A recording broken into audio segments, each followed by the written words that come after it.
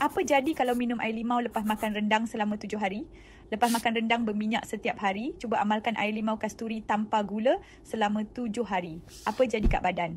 Bukan je segar, tapi ada kesan power yang ramai tak jangka. Jom tengok perubahan yang berlaku dari hari pertama sampai hari ke-7 bila buat amalan simple ni. Hari pertama dan kedua, perut rasa kurang muak dan tak kembung kerana limau kasturi tinggi asid sitrik dan enzim semula jadi, bantu pecahkan lemak dan minyak dari rendang. Mulut rasa segar, nafas lebih bersih.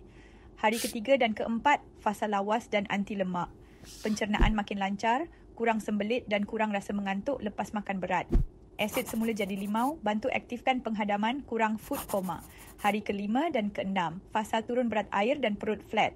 Perut mula kempis sebab kurang angin dan air berlebihan. Limau kasturi bersifat diuretik semula jadi, bantu buang lebihan air dari badan. Berat badan mungkin turun 0.5 hingga ke 1 kilogram. Air weight. Terutama kalau sebelum ni suka air manis atau makan banyak kuah berlemak.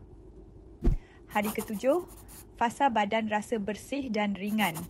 Badan rasa lebih segar, ringan dan kurang berminyak dari dalam. Limau kaya antioksidan dan vitamin C.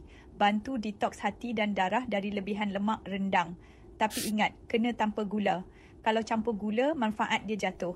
Nak lebih power, campur sedikit garam bukit dan air suam.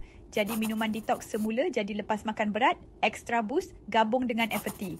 Masa perut kosong, minum FT waktu pagi untuk bantu, stabilkan gula darah, boost metabolisme dan pencernaan buang angin dan kekal bertenaga sepanjang raya. Simple je, limau kasturi lepas makan rendang, badan rasa ringan dan bertenaga. Komen saya tim limau kalau korang nak try amalan ni masa raya dan share supaya kawan-kawan pun detox sama.